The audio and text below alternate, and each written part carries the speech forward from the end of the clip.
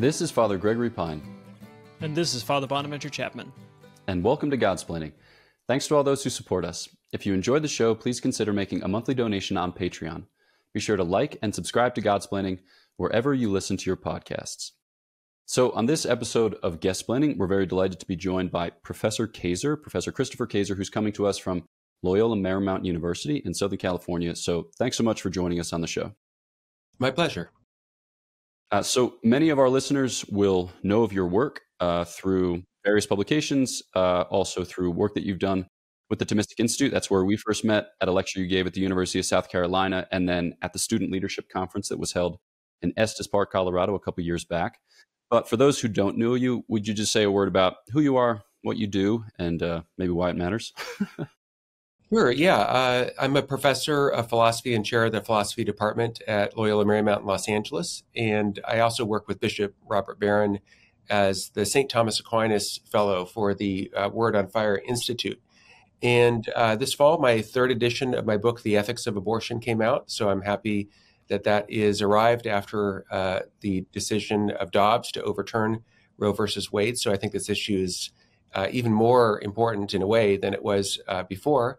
But I also have interests outside of bioethics. So I've written about the intersection of positive psychology and spirituality. And I've written about the virtues, especially Aquinas on the virtues. And in my free time, I like to do jujitsu. So Incredible. Yeah, that about covers it, I guess. This episode changed now into a demonstration of jiu-jitsu, so we're going to not talk about abortion at all, but just watch that. Well, we can do that. It might be a little bit hard since you have such good distance right now. I'm not sure if I'll be able to really do any of my moves on you, but that's true. You'll have to do it spiritually. Well, I was thinking, Father Gregory, I think that you've met him before because we met Father Kaczor in print, which is kind of like meeting a person. By reading his book on proportionalism in our what is it, Morals 1, I think, course at the House of Studies, and then he came and gave a talk. He's in here. You gave a talk to us on habits at one of the Thomistic circles or something. So you've been right, yeah. That's right. No, I remember that. Although you called me Father Kaczor, that's kind of a spiritual upgrade. I'm afraid I'm just a layman. Well, you know, I do have kids, so I guess I am a father biologically, but normally only my kids address me as father. But I mean, if you feel comfortable with that, I guess I could go with that. Oh, sorry about that. Yeah, well, it's, you know, Francis we call Holy Father Francis. So he, even though he was only a deacon, but maybe this is the whatever. No, Dr. Kaczor, it's a pleasure. This will be our first act of jujitsu because since the sacred scriptures said, "Call no man father," we felt somewhat uncomfortable by being called father, and so we just turned it on its head. All right, you do that in jujitsu, but it felt right. Okay, so to start the conversation, then this episode is coming out right around the anniversary of the Roe v. Wade decision, and folks in the United States, many are accustomed to go to Washington, D.C. for the March for Life. So they kind of have this time in their mind as a time to be especially solicitous for the good of pregnant women and for their children, whether it be by prayer, fasting, demonstration. But yeah, we find ourselves in a strange post-Roe world with the Dobbs decision, as you mentioned. And so maybe we can just start with that. Like, what is the place of continued argumentation about abortion in the present setting? Because I think a lot of people are kind of exhausted with the culture war. And maybe they take Dobbs as an occasion to exhale. But you still publish the third edition of this book, so it seems like the conversation is ongoing. Maybe you could just kind of give us a little bit of the lay of the land as things have taken shape in this last year.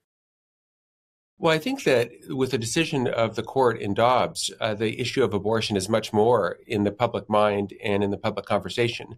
So both inside the church and outside the church, at least in the United States, there is ongoing conversations about this. So the magazine Commonweal actually came out with a whole section of their issue dedicated to discussing Dobbs.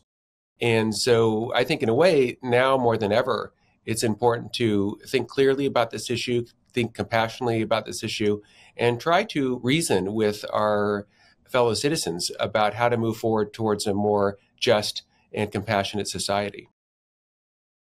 Yeah, I think it's interesting. You would think, well, since Dobbs is here, now it's kind of settled, or that we can, again, breathe easy. But in some ways, this is, as you say, the more important one, because now people are forced to have this discussion explicitly because of states and because of legislation and all of this, so that in a way, the arguments are going to become even more heated, I suspect. And instead of having heat, we want light on this. And your book, which we're going to plug here again, of course, the third edition, is spectacular. And people think it is academic in a sense, but it's very readable. And in sense, you do a good job of putting together all of the objections. In a sense, there are almost no objections I can think of abortion that aren't dealt with in this book. And yet it's still a narrative that has an argument about it. So what do you see as the audience for the book, and how can they use this book, the Ethics of Abortion?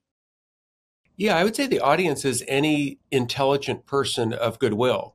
I have written the book to take into account all the very best and the most prominent arguments in favor of abortion, and I tried to do my best to really investigate this issue extensively. This book took many years to write, actually, and now in its third edition, I've continued my research to really take into account all the very strongest arguments that are given in favor of abortion. And so I've written it too, I hope, in a way that non-scholars can read. So really, any intelligent person, I hope, can pick up the book and follow the arguments of the book. So my hope is that it does contribute light to the discussion. What I've tried to do in the book is to be very fair to those with whom I disagree, to not engage in straw man arguments where you put forward a version of their view that's just completely ridiculous, but rather to present a steel man argument. And so in a way, I've been inspired by the work of Aquinas, who, as you know, in the objections to his own views, tries to put forward a very strong version of those views. And so that's what I've done in this book, is look at all the literature on abortion and the strongest views in favor of abortion, and then to try to reason about those views in such a way, I hope, that will be understandable and persuasive to those that disagree. Mm-hmm. So just seizing on a couple of things that you said that it's addressed to people of goodwill. You said you wanted to take the strongest arguments, that you take seriously the arguments of those who would give contrary positions. So I've noticed that, like, in the book, that your approach is broadly speaking ironic, in the sense that, like you said, you want to do it fairly, or you want to be fair to your opponents, if we can speak of them in those terms. But then also you don't have a lot of patience for bad argumentation, and justly so, in the sense that you're willing to identify bad argumentation as bad argumentation. And I'm thinking here of St. Thomas, who you cited. So he does what you describe in the objections that he entertains, but you'll find him at the end of a couple of treatises speaking somewhat sternly to those who will speak contrary to excellent goods. I'm thinking here especially of religious life. At the end of two of his treatises that concern the religious life, he says basically, don't whisper in the corners, come out into the public square and debate me. Because if you can only gain purchase on the minds of the young by doing so, in fell form, then that's done not with goodwill, that's done with malicious intent. So maybe just as a way to focus this consideration, what would you say about the exercise of tolerance in these types of debates? Because we want to tolerate certain things, but we don't want to tolerate other things. So I don't know if thoughts along those lines inform your approach, but if so, something along that. I guess what I do is draw a distinction between tolerating individuals and people on the one hand, and tolerating false views on the other hand. And I think those really are distinct. So in my view, we should always respect and even go beyond toleration, even love those with whom we interact. And those could be people that we interact with in terms of debate and argument, but also just personally. I mean, in our everyday life, I think we should really try to show real love for everyone, because after all, from a theological perspective, everyone is made in God's image, and everyone is also called to communion with God. On the other hand, it isn't real love for others to put forward or let them. It's not real love not to seek the truth in conversation with others. So if we're having a conversation that's aimed at greater insight, it's an act of love, not of intolerance, to help someone try to gain greater insight. And that's true for both sides. In other words, I feel that I have much to learn about the ethics of abortion, even though I've written about it. And I feel I have much to learn about a lot. So it can be the case that when I'm talking with someone with whom I disagree, that I really do gain greater insight into whatever it is that we're talking about. So I think of it as kind of a two-way street. And so a real conversation, a conversation among those that have goodwill for each other, is both very loving in the sense of respect is shown to everyone, but also is genuinely seeking the truth. And I think of these things as not in opposition, as if, well, either you're loving or you're seeking the truth with others. In fact, if you really love others, it seems to me that you would want to seek the truth with them. You seek the truth for yourself, you seek the truth for them, because the truth is a good that isn't diminished when you divide it. And the truth is a good that every human person needs in order to find real happiness, in order to find real fulfillment. And so I think seeking the truth and respecting persons really go hand in hand. Yeah, I think one of the nice parts about this book and your account, if other people listen to you, they can find you online, is there is this unified vision that arguing for the ethics of abortion isn't just one piece. It's a part of the bigger understanding and orientation to the people as having dignity. And this is just an aspect of that. And it's about seeking truth and having conversation, tolerance. I think those are beautiful. We're in a polarized society. And it seems like, I'm sure they said this 100 years ago too, in 1860s too. But it seems like we're, whatever the case, whether it was before or not, we're still very polarized. And also, I think we're becoming fragmented and walled off from each other. So in today, for instance, if you want to receive your news, you might receive it from, if you're progressive, from CNN, or if you're conservative, you might receive it from Fox News. You can, in a sense, silo yourself off from the others around you and the civic citizens, your co-citizens. And you might think that now that we've got to talk about abortion, people might say, well, we're just so different. It's a fundamental absolute presupposition. You believe in pro-life, I'm pro-choice. And, these are really deep fundamental issues, either because they're political and therefore they involve some personal like aesthetic choice or something, or because life is just too metaphysical. It's too much metaphysics. We couldn't possibly come to a position on this through argumentation. So why don't we just realize that we have two different positions and that we just learn to get along with each other, and that's what's really at stake. And then it becomes a matter of compromise. I take it, of course, in this book is that you don't think it's a matter of just getting along, and we should just say, well, I can't tell if the soul is the form of the body or it's not the form of the body, so we'll just kind of get along with each other. But what is your response to people who say, these arguments, they just don't go anywhere? We're too polarized. These are fundamental presuppositions that people have. So arguments won't do anything for that. How do you respond to someone in that kind of situation? Well, I think arguments won't do anything if someone's closed-minded and someone's not a person of goodwill. But if someone is open-minded and a person of goodwill, I'm not sure how that person could say, well, I'm unopen to gaining new insights. I'm closed to the possibility that I might be wrong. I'm unwilling to even consider alternative points of view. Well, if someone says that to me, then yeah, I wouldn't bother speaking with that person because they just told me they don't want to talk and they're not open to anything that anyone else has to say. And they think apparently they're infallible and that they have all truth. Well, okay, I guess we at that point do have to not talk anymore. But I think for everybody else, which is, I think, about 99% of people, you really can talk about this in a reasonable way. So here's one way to move forward. Every reasonable person, I hope, would agree that it's wrong to kill you and me right now. So if someone were to, burst into the room right now and, stab us to death, I hope everyone of goodwill would agree that is totally wrong. Now, why is it wrong? Well, there's a great atheist philosopher named Don Marquis, and he put forward this account of why killing you and me right now would be wrong. If someone bursts in the room and kills us now, that individual is not taking away our past. So I'll still have the good memories, or I'll still have enjoyed the, friendships that I made before and the knowledge that I gained before and all the good things that I enjoyed yesterday and last week and last month. He can't take those away. But what would happen if someone kills me right now or kills you is I would be deprived of the chance of enjoying goods in the future. So I would not make new friends. I would not gain new insights. I would not have new people that I could love and be loved by. So all those goods that I had a chance to have in the future are all taken away. Now, that same principle applies to killing a newborn baby. If you kill a newborn baby, you're depriving her of all her chance to enjoy the goods of life. She's not going to make friends. She's not going to learn new things. She's not going to see beautiful sunsets, etc. But the very same principle also applies to killing a human being prior to birth. If you kill her prior to her birth, then she is deprived of, again, the chance to make new friends, the chance to learn new things, the chance to see beautiful sunsets, etc.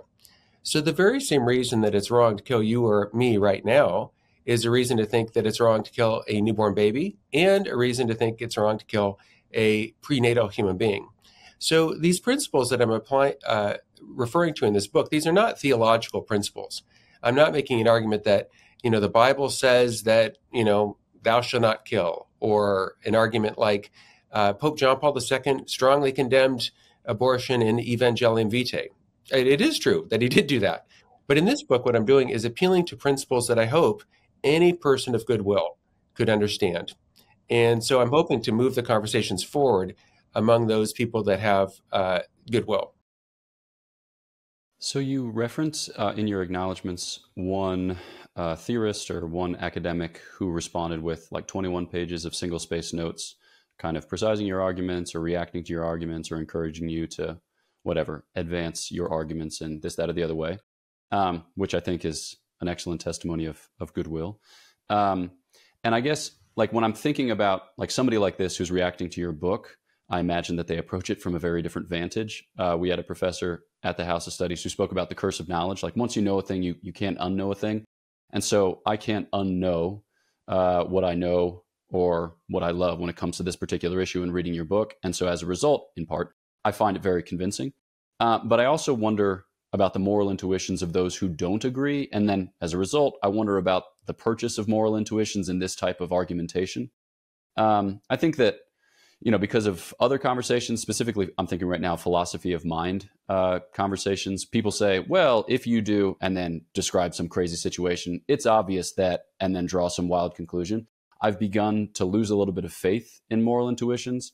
But you use them, it seems to me, to good effect. So maybe the question would be, like, what type of lifting do you think moral intuitions can do? And what type of lifting can they not do, specifically in the context of a book addressed to people of goodwill? Well, in this book, what I try to do is look at all the most powerful arguments for abortion. And many of those arguments appeal to, you're right, bizarre examples. So you have a kitten that is injected with a serum and then the kitten can talk. Or you're hooked up to a violinist, or there are people seeds that fly in your window. I mean, all these kind of really bizarre arguments. And my basic view about those bizarre examples is that the more bizarre it is, the less likely it is going to track anything like a normal intuition. I mean, if the example is completely weird, we're not going to have normal everyday intuitions about it.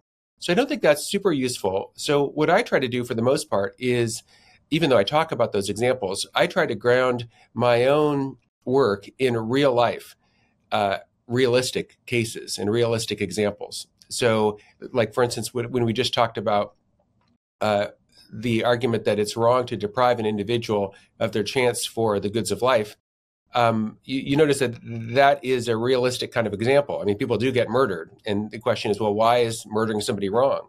So that's not a bizarre talking kitten kind of example. That's very much an everyday example. So for the most part in the book, I try not to appeal to fantastic, science fiction, bizarre, totally unlikely kinds of cases, but rather to cases that actually could take place. And so I think for that reason, the book, and I think certainly the pro-life view, does not need to rely on, and does not in fact rely on, bizarre, science fiction sorts of cases. And I think that's a strength of the pro-life view. I think I want to follow on this, Father Gregory's, because Professor Kaczor, your approach in this book is not only about dealing with all those arguments, but again, working from, you could say, a common morality, moral tuitions in this sense that, we'll put this way, in the 20th century, P.F. Strawson wrote a book called Individuals, and he split metaphysics between descriptive metaphysics and revisionary metaphysics. And he put Aristotle and Kant as being descriptive metaphysics, which is just describing what we know about reality. You're not trying to change it. Revisionary metaphysics is actually we're trying to change what we know about what we account for reality. So like Descartes, for instance, this is something. And I thought about this distinction when I was reading your book, because you seem to be doing descriptive ethics in a way, in that you're working from, hey, here's what we know about our ethical judgments. Here's where we have a basic common morality. We all agree that you can't just kill me right now, And so if anything leads to that being the case, we're going to have to reject that we're just not going to go down the route. You could, and I think so much of the other side, or oftentimes the other side, is on this revisionary side and says, look, I don't trust common morality. Why would I trust common morality? If it turns out by my best reasoning through weird cases that I can kill you, then I'm just going to throw away the common morality. And I think we all think that's bonkers, but it is true that sometimes common morality, whatever you mean by that, or at least you could say common morality, might get things wrong. You make the case very emphatically that slavery would be an example of this, and that, for instance, this is akin to an abortion argument, because slavery is a matter of saying there might be human beings, but they're not persons or something like this.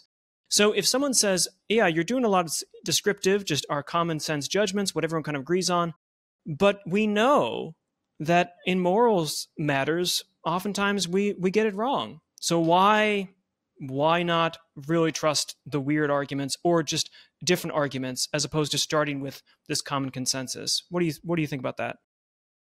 Well, I do agree that our common intuitions about moral issues can be wrong, and that we can think, oh, this is perfectly fine just because my culture does it, or look, everyone's doing such and such, so it must be fine. And so I would agree with you that our intuitions or our common morality can go off track. But in this book, at least, what I was trying to do is follow the method of Aristotle. And so I take Aristotle in many works to begin with things that he thinks, at least, almost everyone will agree with. And I say almost everyone. Why? Well, because yes, you could get someone who says, look, all my experiences are illusions. I'm a brain in a vat. I can't trust my senses at all. I mean, you could get someone who has a very, very radical view. You could obviously get someone like Nietzsche or certain kinds of atheistic existentialists who totally reject any principles of morality that they don't give to themselves. And giving yourself the principles of morality at the end seems to me like no morality at all, because a self-imposed law is also a law that I can self-unimpose, right? I'm going to say, well, to hell with that. I changed my mind, or I just don't like that anymore. So I think you're right. I mean, I can't, in one book, handle all these objections from people that are denying the existence of any objective morality, or denying the reality of the senses, or et cetera. So what I've tried to do is move back as far as I can. And so in this book, for instance, what I do is I start off with infanticide. And I say, well, look, everybody virtually agrees it's wrong to kill, an 8-year-old child. I've never seen any philosopher, I've never seen any public intellectual say, well, yeah, killing, my pro-choice view extends all the way to, 8 years old. And once they're in kindergarten, well, that's it. No more abortion at that point. Post-birth abortion goes wrong at kindergarten. So clearly there seems to be some consensus, at least about that. And so then I begin by looking at, okay, well, when exactly does that begin? So we agree killing 8-year-olds is wrong. How about killing someone at 2 years old? And that seems to be where at least the most strong pro-choice view ends up landing.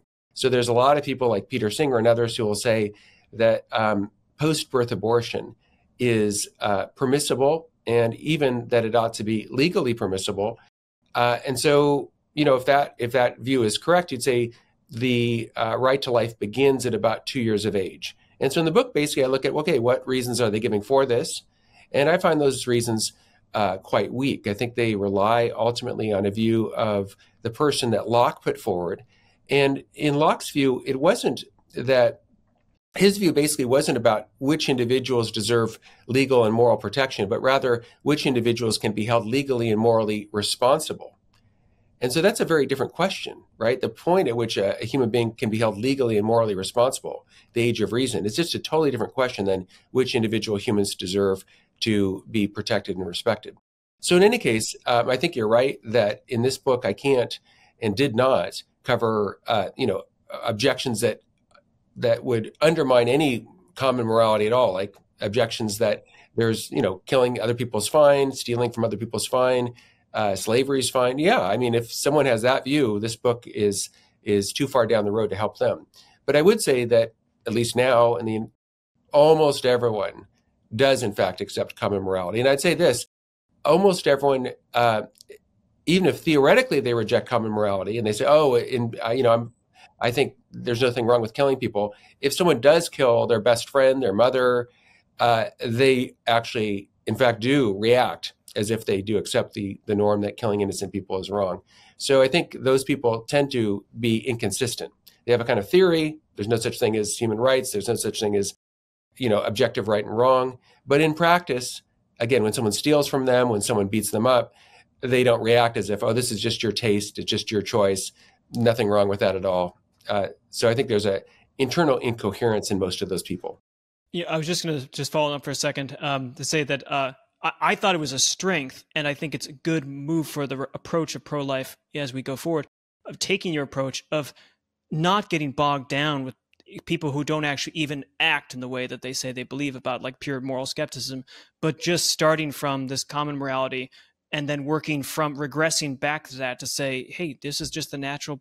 If you believe that you shouldn't be able to kill an 8-year-old child, then there's no reason that you should believe that you can kill an infant woman. So I thought it was a great move on your part to philosophically just accept those and go from those. And I think it's a way forward for the discussion. So we have time maybe for one more question, and I just want to follow up on that particular methodology. So I'm thinking about arguments and how arguments go off the rails. And oftentimes, we have our own baggage that we're dealing with. And maybe when we're confronted by the arguments of another, we don't want to admit that there's anything worthwhile in those arguments because we're just attached to what it is that we think or choose. But that on the part of our interlocutor, oftentimes it's like smugness or condescension, which ends up undoing the interaction because we just feel, great rancor and ire, and then we have no real desire to make a genuine exchange. And so you have a way in your prose of like very, very straightforward and like charming discourse. So like there's not a hint of condescension or smugness, which is incredible. And as I was reading it, I was thinking that like this kind of regressive model that Father Bonaventure is describing, or the way in which you just kind of mapped it, it's almost pedagogical. Like you have, the skills of a teacher. And so as you go from infanticide, like maybe it's based off self-conceptuality, or maybe it's based off ... And then as you go through different criteria for birth, and then different criteria for whatever it is, or like quickening or heartbeat or ... And as you regress, you're taking your reader by the hand and walking him or her through a kind of series of judgments. So maybe, I don't know, just as a final word on argumentation and the way in which it's pedagogical and the way in which we can kind of grow in our capacity to engage in arguments. What are your thoughts about that? Well, I think Aquinas, for me, is a real guide in this, in that he says that we need to appeal in part to authorities that our interlocutors accept. So if we're all Catholic, then, and let's say we're all Catholics who accept the authority of the magisterium, then to appeal to the magisterium is something that works in an argument. If someone is a Catholic discussing things with a Protestant, well, the magisterium is not really going to be a very operative authority there for that person. And likewise, if you have a Jewish person, well, then appealing to the gospel is not really going to get much traction. So I think you have to appeal to what the interlocutor is going to find persuasive. And so in this abortion debate, what I try to do in the book is make no appeal at all to theology, to the Bible, to religious faith, to the teachings of the church. None of that is, it seems to me, helpful if you're discussing the issue of abortion, for instance, with an atheist.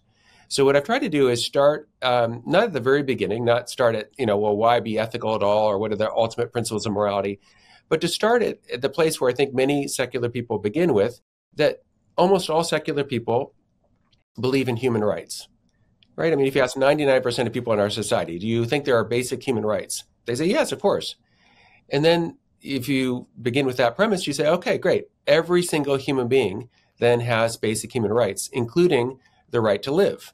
Yeah, okay, I can sign on to that. And say, okay, well, let's look at the evidence about the individual in question in the case of infanticide and abortion. What is the evidence that this individual is living? Well, this individual can die, and only things that are living can die. And this individual is growing, this individual is assimilating nutrition. So all available scientific evidence points to the idea that this is a living individual. Okay, great. Well, is this living individual a human being, or is this living individual the member of some other species, a dolphin, a cat, a tree, etc.? And again, I would say most people accept science, and science shows very clearly this individual is brought about by two, a male human being and a female human being doing reproductive acts. So if a man and a woman do reproductive acts, the only possible thing that they can reproduce is a human being. They cannot reproduce a dolphin, a tree, a giraffe, any other kind of living human being, or any other kind of living being. If you look at this individual, this living individual, it has human tissue, it has human DNA. So all available scientific evidence points to this being a human being. It can't be any other species. So if the interlocutor accepts the principle that all human beings have basic human rights, and then they accept the scientific findings that this is a living individual human being, well, then it seems to follow that this is a individual that has basic human rights. So this argument, as you can tell, is not appealing to scripture or to the magisterium or to the Pope or to anything like that. It's appealing to things that not everyone, but almost everyone in our society already accepts. The principle that all human beings have basic human rights, and then the principle that science can tell us something about what individuals are living and what individuals are not living, and what individuals are members of the human species and what individuals are not members of the human species. So I'm trying to appeal to things that, again, not every single person would agree with, but people of goodwill in our society, I think 99.9% of people in our society really would agree with. Boom. All right. Well, thanks for writing the book. Thanks for revising it twice. For our listeners who are interested, would you say a word about where they can find it? Sure. They can find the book. It's published by Routledge, so they can go there. They can go to Amazon and find it. They can find it, I hope, where good books are sold. So yeah, I think they can find it in lots of different places. And I hope it's useful for people. Great. Well, thanks so much. Thanks again. Thanks for taking the time. Turning now to our listeners, thanks again. And as always, for listening to Godsplaining, please follow us on Facebook, Twitter, Instagram, and TikTok. Like the episode, subscribe on YouTube or your podcast app, leave a 5-star review, all of which helps, especially, for a timely thing like this. Super helpful, just kind of get the word out when people are thinking about it. If you'd like to donate to the podcast through Patreon, follow the link in the description or the show notes. And in those same description and or show notes, you'll find links to merchandise at godsplaining.org and to updates on upcoming events. So we'll have our first retreat announcement at the beginning of March. So you can start getting excited for that now, and more retreat announcements to follow. All right, know of our prayers for you. Please pray for us, and we'll look forward to chatting with you next time on Godsplaining.